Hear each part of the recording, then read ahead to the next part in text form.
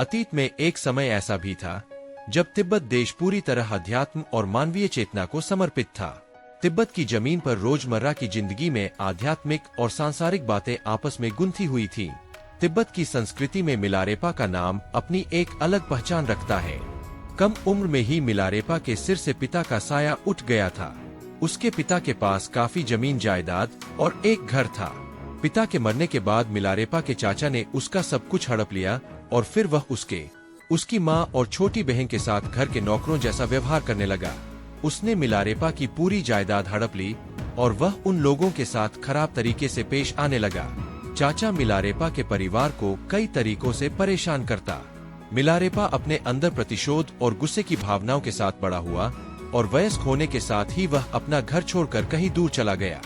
दरअसल वह अपने चाचा और चाची से उस सारे अपमान और अत्याचार का बदला लेना चाहता था जो इतने सालों तक उन्होंने उसके और उसके परिवार पर ढाए थे। इसके लिए उसने तंत्र विद्या सीखी और कुछ तांत्रिक क्रियाओं में महारत भी हासिल की।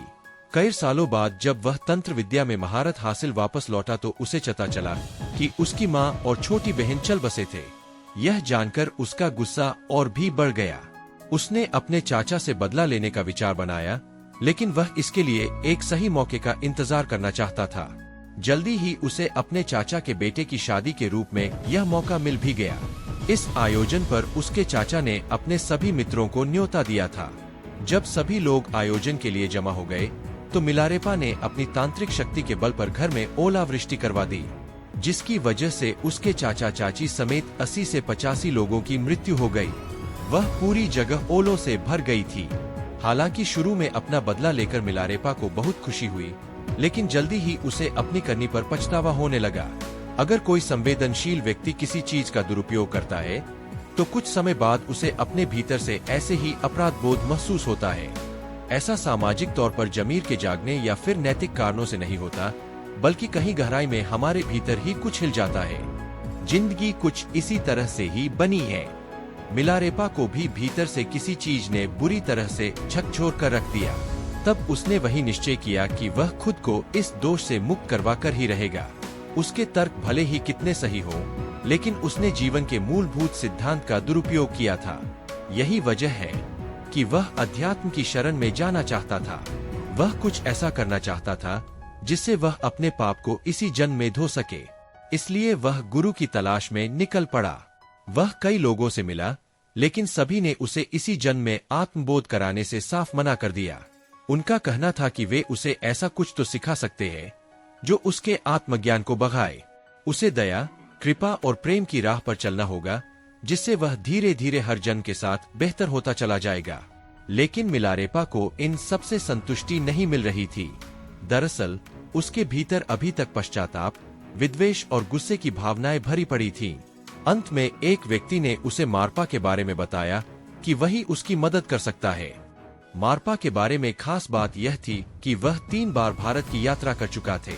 वह मशहूर गुरु नरोपा के शिष्य थे और उनसे वह कई तरह की शिक्षा, प्रणालियां और लिखित ज्ञान लेकर उसे तिब्बत की भाषा में अनुवाद भी कर चुके थे।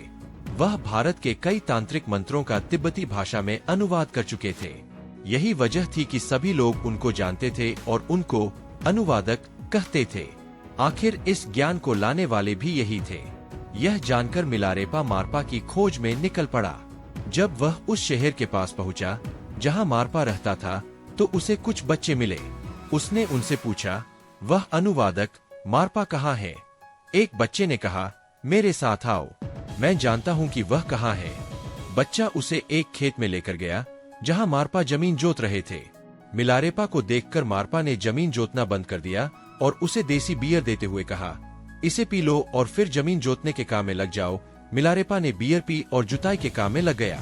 कुछ देर बाद मारपा तो वहां से चला गया, लेकिन वह बच्चा वहीं खड़ा रहा।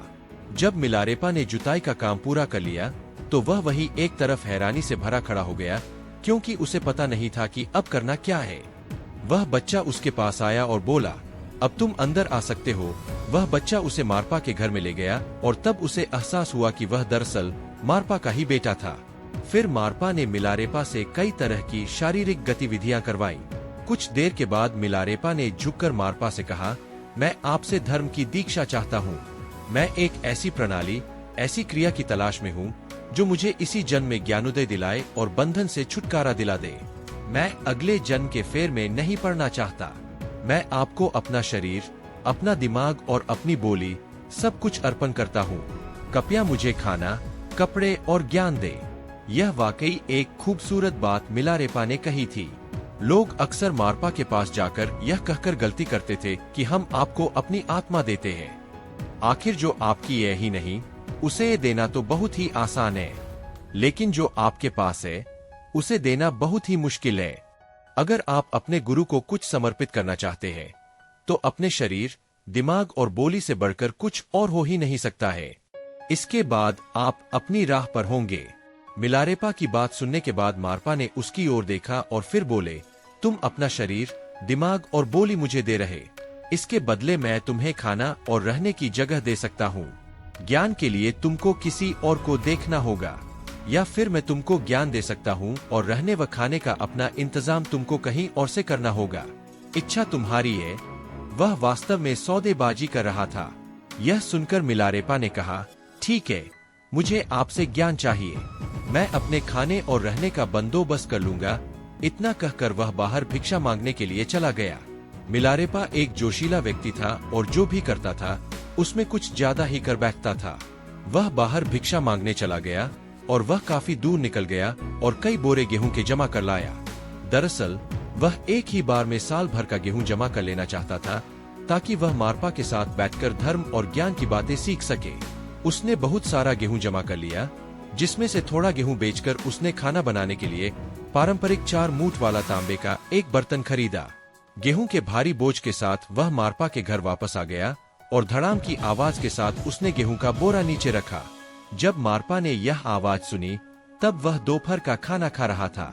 वह खाना खाते हुए बीच में से उठकर बाहर आया और बोला, लगता है कि तुम बेहद गुस्से में हो। इस गेहूं के बोरे और बर्तन की आवाज से तुमने पूरे घर को दहला दिया। लगता है कि अपने चाचा के घर की तरह तुम इस घर को भी बर्बाद कर दोगे। बस बहुत हो गया, अब निकल जाओ यहाँ से। इस पर मिलारेपा गिड़गिड़ाया, आपने मुझसे अपना खाना लाने को कहा था तो मैं ले आया, लेकिन यह बहुत भारी था, इसलिए रखते समय यह मुझसे संभल नहीं पाया और धम से बोरा नीचे आ गिरा।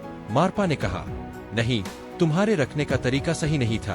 तुम खाने को इस तरह नहीं फेंक सकते। इन सभी बातों का हमेशा ध्यान रखा जाना चाहिए। 2 लोगों के बीच का फर्क इसी समझ में आता है कि वह कैसे बैठते हैं, कैसे खड़े होते हैं, कैसे चीजों को रखते हैं और बातों को किस तरह लेते हैं। इसलिए मारपा ने कहा, अब कुछ नहीं हो सकता। तुमने बोरे को ठीक तरीके से न रखकर उसे फेंका, इसलिए तुम्हें यहाँ से बाहर जाना पड़ेगा। तुम यहाँ के लिए ठीक नहीं हो। तुम बाहर रहकर ही काम करो, मेरे खेत की जुताई करो और मेरा घर साफ करो। कई सालों तक मिलारेपा यही काम करता रहा। वक्त के साथ दूसरे शिष्य आते रहे और उनको कई चीजें सीखने का मौका मिला, लेकिन मिलारेपा को न तो कोई दीक्षा मिली और न ही कोई सीख। वह सिर्फ खेत और घर में ही मेहनत करता रहा। 8 साल से भी ज्यादा समय तक उसने बिना कोई दीक्षा या सीख लिए वहां काम किया। बाकी सभी एक दिन के लिए वहां आते और कुछ न कुछ दीक्षा लेकर चले जाते, लेकिन उसने मेहनत करते हुए लंबा इंतजार किया। एक दिन जब सत्संग चल रहा तो वह चुपके से अंदर आकर सत्संग में बैठ गया। हालांकि उसे यहाँ नहीं होना चाहिए था।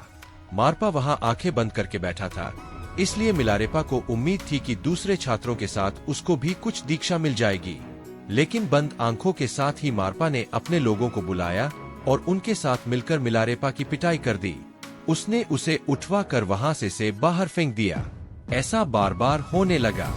मिलारेपा थोड़ा इंतजार करता और जैसे ही सत्संग शुरू होने लगता, वैसे ही वह चुपके से जाकर इस उम्मीद में वहां बैठ जाता कि इस बार तो उसे कुछ न कुछ सीखने को मिल ही जाएगा। इसी तरह 13 साल से ज्यादा का वक्त बीत गया, लेकिन उसे कुछ भी हासिल नहीं हुआ। आखिर एक दिन उसने मारपा की पत्नी दमेमा से याचना की। दमेमा मिलारेपा के प्रति एक माँ की तरह सहानुभूति रखती थी। उसने कहा, आप मारपा से कहें कि वह मुझे कुछ सिखाए, कोई एक शिक्षा, थोड़ा सा अध्यात्म। मैं कुछ भी नहीं जानता। मैं इतने सालों से यहाँ ऐसे ही बैठा हूँ। दमेमा मान गई और उसने अपनी पति से अच्छे तालमेल के चलते इस बारे में बात की। तब मारपा ने कहा, ठीक है, लेकिन पहले उसको हमारे बेटे के लिए 3 कोनों वाला एक घर बनाना होगा और यह काम वह अकेला ही करेगा। मिलारेपा इस काम में अकेला ही जुट गया। वह दिन रात करके एक एक ईंट और एक एक पत्थर जोड़कर काम करता रहा। इस काम में उसके सारे शरीर पर घाव हो गए। जिस लहूलुहान हालत में भी वह लगातार काम कर रहा था, वह दमेमा से देखी नहीं गई। उसने मारपा से कहा, उसे थोड़ा आराम दो। मैं इतने सालों से उसे अपने घर में देखती आ रही हूँ और वह मेरे लिए मेरे बेटे की तरह हो चुका है। उसकी यह हालत मैं बर्दाश्त नहीं कर सकती। इस पर मारपा ने कहा, ठीक है, इसे 1 महीना आराम करने दो और जब यह ठीक हो जाए तो उसे वापस काम पर लगा दो। दमेमा ने मिलारेपा का ध्यान रखना शुरू कर दिया। उसने उसे दवाइयाँ और खाना दिया और उसे ठीक कर दिया। इसके बाद मिलारेपा दोबारा काम पर जुट गया। घर बनाने में उसे 2 साल का वक्त लगा। जब यह पूरा हो गया तो मारपा ने उसे देखकर कहा कि मेरे बेटे के लिए 3 कोनों वाला घर सही नहीं रहेगा, इसलिए तुम 4 कोनों वाला घर बनाओ। मिलारेपा मान गया। वह बोला, ठीक है, मैं किसी भी तरीके से आपके बेटे के लिए घर बनाऊंगा, लेकिन कृपया आप मुझे कुछ दीक्षा तो दे। लेकिन मारपा ने ऐसा कुछ भी नहीं किया। वह हर नए आने वाली शिष्य को दीक्षा देता रहा, लेकिन मिलारेपा इंतजार करता रहा और इसी के साथ ही अपने काम में भी लगा रहा। सभी को लगता था कि मारपा अब मिलारेपा के साथ अन्याय कर रहा है, लेकिन लोग जितनी इस तरह की बातें करते, मारपा का मिलारेपा के साथ व्यवहार उतना ही क्रूर होता जाता। जब मिलारेपा ने 4 कोनों वाला घर बना लिया, तब मारपा ने कहा, यह अच्छा नहीं है, अब तुम 5 कोनों वाला घर बनाओ। इस तरह कई साल और बीत गए। मिलारेपा अकेला ही काम में जुटा रहा और उस जगह पर इमारतें बनाता रहा। इस बार काम खत्म हो जाने पर मारपा ने कहा, यह ठीक है, लेकिन अपने बेटे के घर के चारों कोनों में मुझे 60 फीट ऊंचे बुर्ज चाहिए। इस पर मिलारेपा ने घर के चारों कोनों में 4 60 फुट ऊंचे बुर्ज भी बना दिए। मिलारेपा की अब उम्र हलने लगी थी, इसलिए वह मारपा की पत्नी दमेमा के पास गया और उसके पैरों पर पड़कर गिड़गिड़ाने लगा कि मेरी जिंदगी खत्म होती जा रही है, कृपया आप कुछ कीजिए। मैंने अभी तक कुछ भी नहीं सीखा है। मैं जानता हूँ कि मैंने अतीत में बहुत गलत काम किए हैं। मैंने अपनी तांत्रिक विद्या का दुरुपयोग किया है, लेकिन अब तो मैं बहुत पछता चुका हूँ। यह सब सुनकर दमेमा को मिलारेपा पर दया आ गई। उसने फौरन मारपा की लिखावट में ही उसके एक शिष्य के नाम पत्र लिखा। ये शिष्य भी दीक्षा दे सकता था। दमेमा ने खत लिखकर उस पर मारपा की मुहर लगा दी और मिलारेपा से कहा कि वह इसे मारपा के उस शिष्य को ले जाकर दे दे। मिलारेपा उस भिक्षुक के पास गया। भिक्षुक ने उसे दीक्षित तो कर किया, लेकिन मिलारेपा को किसी भी तरह के अनुभव की कोई प्राप्ति नहीं हुई। भिक्षुक हैरान था, क्योंकि जब भी वह किसी को दीक्षित करता था तो उसे कुछ न कुछ अनुभव तो होता ही था, लेकिन इस बार ऐसा नहीं हुआ। ऐसे में उन दोनों ने मारपा के पास जाकर यह पता लगाने का फैसला किया कि आखिर गड़बड़ कहाँ हो रही है। जब वे दोनों मारपा के घर पहुँचे तो मारपा उन्हें देखकर गुस्से से पागल हो गया और चिल्लाया, मेरी इजाजत के बिना इस आदमी को दीक्षित करने की तुम्हारी हिम्मत कैसे हुई? भिक्षुक ने मारपा को पत्र दिखाते हुए कहा कि मुझे आपका पत्र मिला था। इसे दीक्षा देने के लिए आप ही ने तो निर्देश दिया था। पत्र देखते ही मारपा पूरी बात समझ गया और मिलारेपा से बोला, यह दीक्षा मान्य नहीं है और तुम्हें इन अभ्यासों को नहीं करना चाहिए। घोर पश्चाताप के भाव में डूबा मिलारेपा वहाँ से चला गया।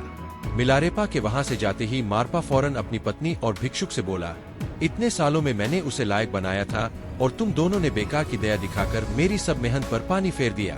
अब दीक्षा के लिए उसे और इंतजार करना होगा। मिलारेपा में अहम बहुत था।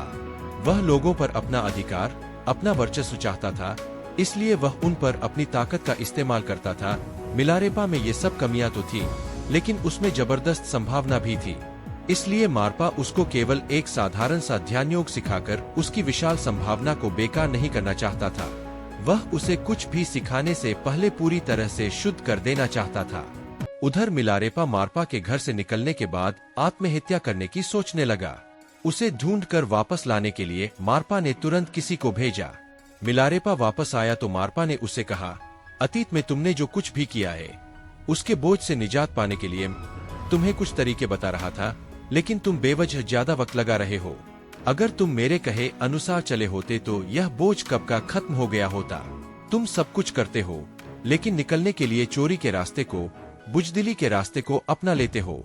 सिर्फ इस वजह से सालों से तुम खुद सब कुछ टालते आ रहे हो, लेकिन अब तुम्हें सही मायने में अपने अंतर में पछतावा हो रहा है, यहाँ तक कि तुम इसके लिए जान भी देने को तैयार हो। मुझे लगता है अब तुम योग्य हो गए हो। मारपा ने मिलारेपा को दीक्षा दे दी और उसे एक अस्थायी कारागार में कैद कर दिया। यह कारागार कुछ खास तरह का होता है। इसमें एक आदमी को बैठाकर उसके चारों तरफ दीवार बनाकर उसे बंद कर दिया जाता है। उसमें हवा आने जाने की व्यवस्था रहती है, लेकिन उसमें से रोशनी नहीं आती। अंदर भयानक अंधेरा होता है। दिन में एक बार खाने की थाली को अंदर खिसका दिया जाता है और जब कैदी का खाना खत्म हो जाए तो वह उस थाली को बाहर धकेल देता है। इससे केवल उसके जिंदा होने का पता चलता रहता है। इसी तरह मिलारेपा को भी थोड़े समय के लिए इस कैद में रखा गया, लेकिन कैद के तीसरे ही दिन मिलारेपा को डाकिनी देवी के दर्शन हुए। तांत्रिक तकनीक से काम करने के लिए हर चक्र के लिए एक देवी की रचना की गई थी। इस स्त्री स्वरूप की प्राण प्रतिष्ठा करके उसे जीवंत बनाया जाता था और अपने काम सिद्ध करने के लिए उसे बुलाया भी जा सकता था।